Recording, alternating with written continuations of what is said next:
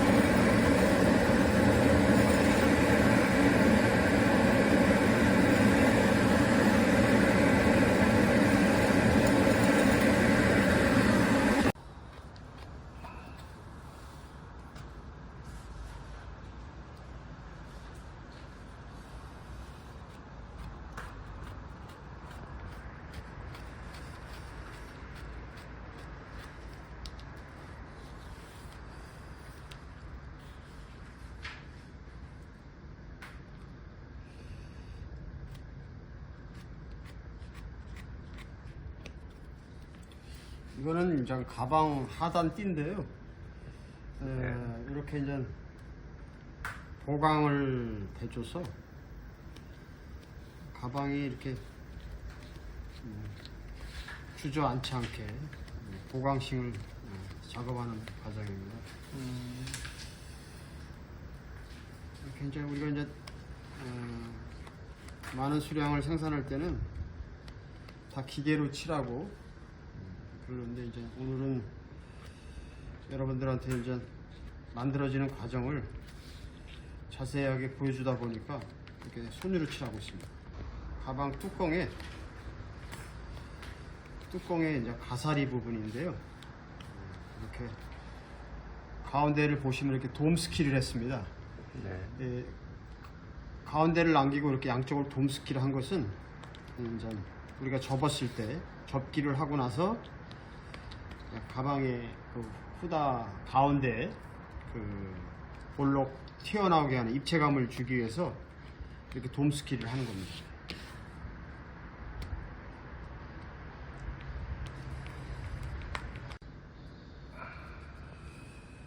이렇게 오차를 두는 것은 이렇게 얇게 이거를 전체적으로 PR을 할 수 있는데 전체 PR을 하면 가죽이 얇아지니까 이 중간 부분 그리고 봉지에 들어가는 부분만 이렇게 입체적으로 PR을 하게 되어 있습니다.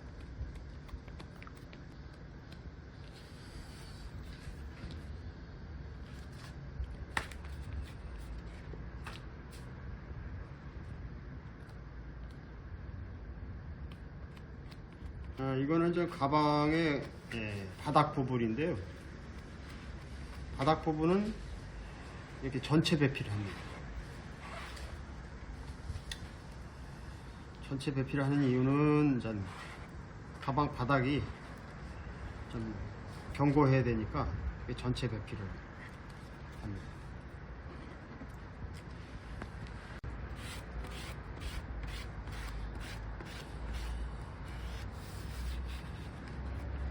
지금 제가 이제 이 검은 보강제는 그 이태리제 VXP라고 해서 가죽보다 조금 비싼 두께에 따라서 좀 가격이 차이가 나는데 보통 매다에 한 2만원 전. 아까 그 돔스키한 부분들을 이렇게 해주면 음각이 나오죠. 요건 이제 바닥에 입체감을 유지하기 위해서 이렇게. 그리고 또 이거는 뒷면인데 이렇게 붙여서 나중에 접기를 할 겁니다. 그때 다시 보여드리기로 하고.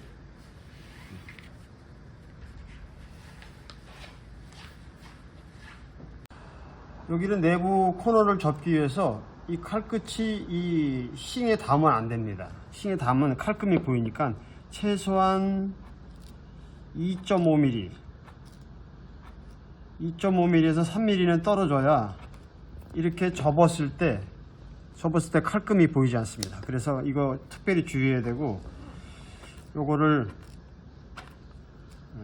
충분히 넣어줘야 그 원형 유지가 가능하고요. 이게 칼금이 여기 조금 이렇게 바짝 닿으면 그거는 이제 제품으로서 뭐 생명이 없는 거죠. 그래서 최소한 2.5mm, 3mm는 유지해주고 가능한 이거를 다양하게 좀 칼금 수량을 좀 늘려서 넉넉하게 넣어줘야 이 안이 부드럽게 접힐 수 있습니다. 이렇게 안이 이렇게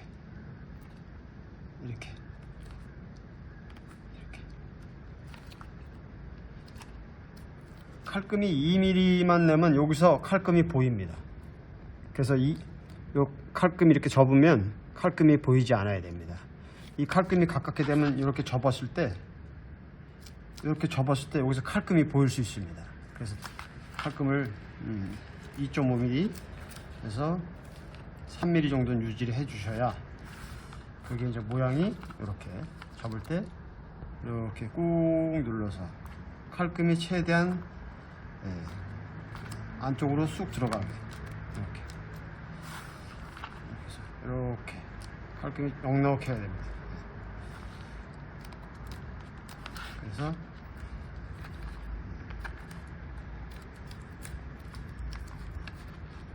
그랬을 때 이렇게 칼금이 보이지 않게 이렇게 바짝 싸주고,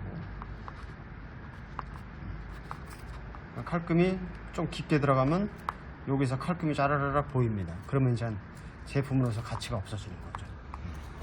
그리고 바깥쪽도 이렇게 접어서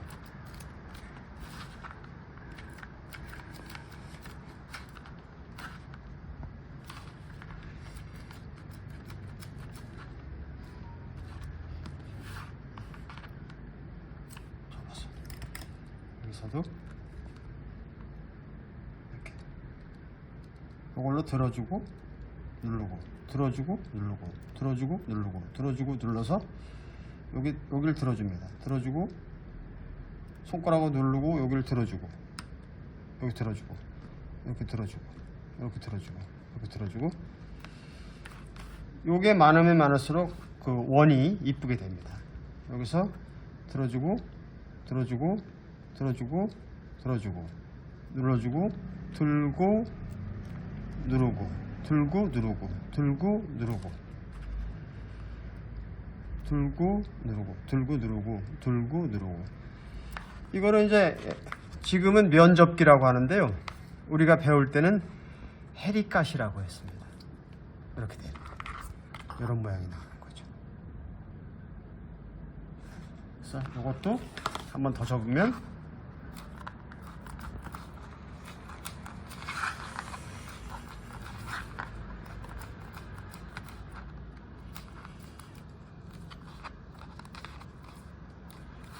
여기서도 누르고 들고 누르고 들고 누르고 들고 누르고 들고 누르고 들고 누르고 이런 식으로 가능하면 이 숫자가 많으면 많을수록 이 원형이 더 이쁘게 나오고 투명하게 나오죠. 깔끔하게 이렇게 요 가운데 손가락으로 이렇게 이렇게 이렇게 이렇게 이렇게 되는 겁니다. 그래서 얘와 얘가 이렇게 봉지에 박히고 이렇게 만날 겁니다. 그래서 이 가방에 뚜껑이 되는 것이죠. 이렇게 되는 겁니다. 이렇게 봉지가 지나가는 사이드를 이렇게 봉지가 여기 지나간다고 생각하고 공식이 7mm니까 7mm에 올렸을 때 이 띠가 이 PR한 홈에 들어간다는 느낌. 이렇게 돼야 이 두께와 이 두께가 일치가 되는 거죠. 망치가 항상 둥근 면이 있고요, 납작한 면이 있습니다. 둥근 면, 이렇게 둥근 면이 있고 납작한 면이 있습니다. 이런 걸 때릴 때는 둥근 면으로, 그래서 이걸 안쪽으로, 이렇게 안쪽으로 때려준다. 이렇게 안쪽으로, 바깥에서 안쪽으로.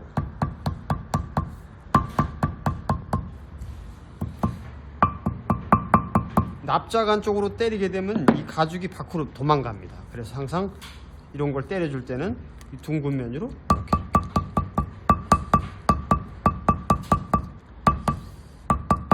그리고 이 부분을, 이 오돌톨톨한 부분을 이렇게 평지에다 놓고 때리면, 이게 평지에 놓고 때리면 칼 끝이 이렇게 닿지 않습니까? 그래서 이런 거를 할 때는 이런 둥근 데다 놓고 이렇게 하면 칼 끝이 안 닿습니다, 양쪽이. 그래서 이렇게 이 안쪽에만, 이 두께가 달라지는 부분만. 평지에다 놓고 때리면 칼이 양쪽에 닿아서 이쪽을 망가뜨리게 되죠. 그래서 이렇게 둥근 데다 놓고 이렇게 둥근 데다 놓고 이 부분, 끝 부분만, 이 겹친 면 쪽만 이렇게 해줘야 이 닿는 부분들이 두꺼운 부분들을 이렇게 파내줌으로 해서 이 닿는 면적이 수평을 이룰 수 있는 거죠. 두께를 똑같이 이룰 수 있는 거죠. 그대로 두툼한 걸 하면 여기가 두툼해지면 투박해지니까 날렵함이 없어지겠죠. 네. 다시 한번 말씀드리면 이런 거는 평면과 둥근 면이 있는데 이럴 때는 둥근 면을 사용해서 이렇게 안쪽으로, 바깥에서 안쪽으로.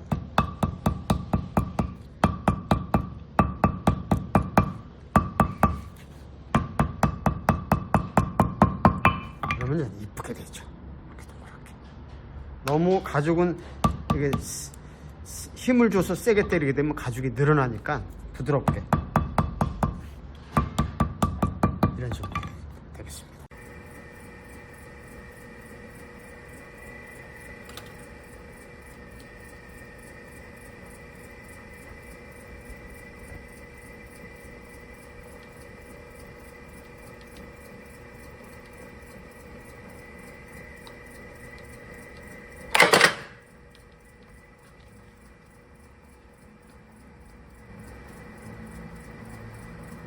이쁘게 찍혔네요.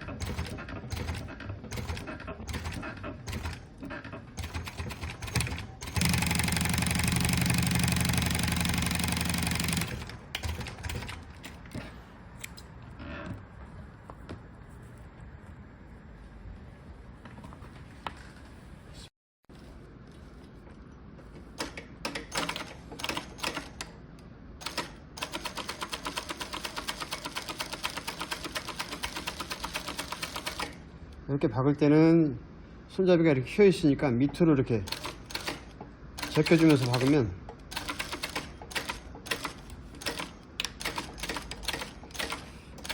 이렇게 제껴서 박으면 손잡이 모양이 이렇게 나옵니다. 이렇게 박으면서 이렇게 밑으로 이렇게 제껴주면 이 라운드가 자연스럽게 발생이 됩니다.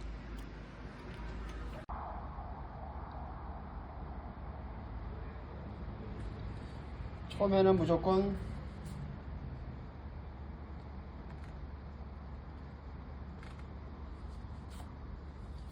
처음 1차 칠할 때는 이 원액에다가 물을 한 30% 정도 타서 섞어서 흔들어서 쓰게 되면은 가죽 속으로 잘 스며듭니다. 방금처럼 칠하자마자 이렇게 스며들었죠. 바로 스며들었습니다. 만약에 이게 되면은 스며들질 않습니다. 겉돌고. 그래서 이제 금방 3분 전에 칠한 거를 바로 2차를 칠할 수 있습니다.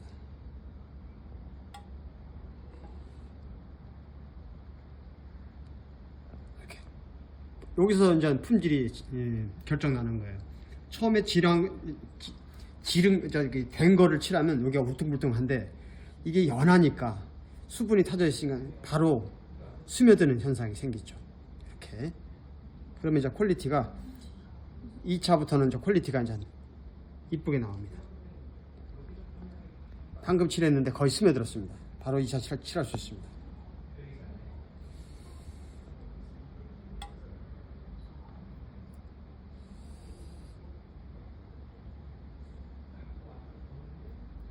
이렇게.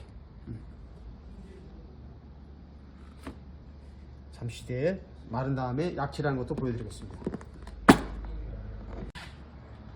이렇게 쓰신 거를 이제 장기적으로 보관하기 위해서는 이제 여기다 넣고